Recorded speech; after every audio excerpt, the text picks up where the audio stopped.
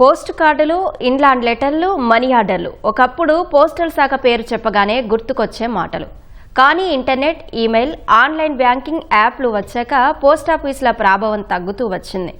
మారుతున్న కాలానికి అనుగుణంగా శాఖాపరమైన మార్పులు చేసుకున్న పోస్టాఫీసులు మళ్లీ పట్టాలెక్కుతున్నాయి. కేంద్రం తెచ్చిన జన్ సేవా కనెక్ట్ కార్యక్రమంతో ప్రజలకు చేరువవుతున్నాయి.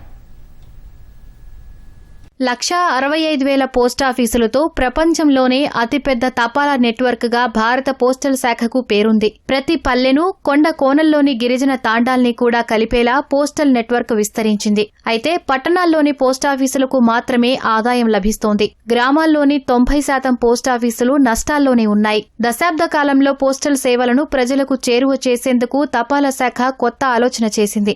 సేవలను మరింత వేగంగా, సరికొత్తగా, సౌకర్యంగా అందించేలా సాంకేతికతను అందిపుచ్చుకుంది. తద్వారా 2025-26లో 15,296 కోట్ల ఆదాయాన్ని సమకూర్చుకుంది. 170 ఏళ్ల చరిత్రలో అత్యధిక వృద్ధి రేటును నమోదు చేసింది. 2026-27లో ఏపీకి ఆదాయ లక్ష్యం 229.93 కోట్లు కాగా 233.56 కోట్లతో 102% లక్ష్యాన్ని చేరుకుంది.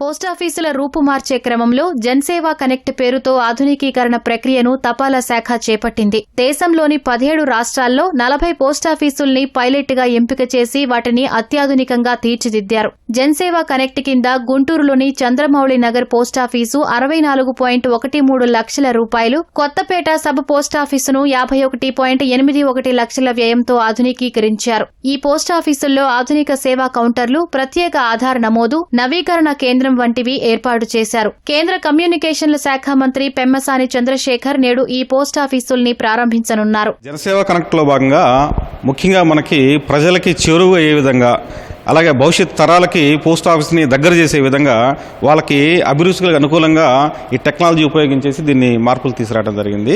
ఇన్ఫ్రాస్ట్రక్చర్, పబ్లిక్ కూర్చునే సిట్టింగ్ ఏరియా కూడా చాలా వాళ్ళకు అనుకూలంగా ఉండే విధంగా, అలాగే మోర్ స్పేస్ పబ్లిక్ ఎక్కువ స్పేస్ ఇస్తే కనుక వాళ్ళకి సౌకర్యంగా ఉంటుందనే ఉద్దేశంతో ఎక్కువ స్పేస్ ఇవ్వడం జరిగింది.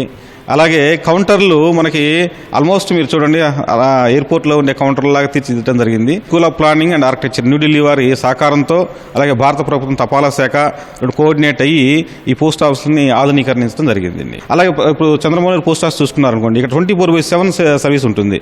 ఈ ప్రాంగణంలోనే స్పీడ్ పోస్ట్ సెంటర్ ఉంటుంది, అలాగే రైల్వే మెయిల్ సర్వీస్ కౌంటర్ ఉంటుంది, అలాగే పోస్ట్ ఆఫీస్ కౌంటర్ ఉంటుంది.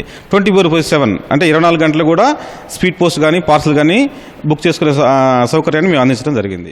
ప్రజలకు చేరువ కావడంతో పాటుగా ఆ పోస్టల్ శాఖ యొక్క స్వరూపాన్ని మార్చే దిశగా కూడా ప్రభుత్వం చర్యలు చేపట్టినటువంటి కారణంగానే అది ప్రజలకు మరింత దగ్గర అవుతోంది, వారికి మేలు జరుగుతోంది. వారికి ప్రభుత్వాల నుంచేటువంటి సంక్షేమ పథకాలను కూడా మారుమూల పల్లెల్లో కూడా పోస్టల్ శాఖ ద్వారా అందించే విధంగా కూడా చర్యలు తీసుకోవడం ద్వారా వారికి మరింత చేరువ చేసే దిశగా కూడా ఈ కార్యక్రమం ఎంతగానో ఉపయోగపడుతుందనే చెప్పాలి. కెమెరామెన్ అలీతో పూర్ణచంద్రశేఖర్, ఈటీవీ న్యూస్, గుంటూరు.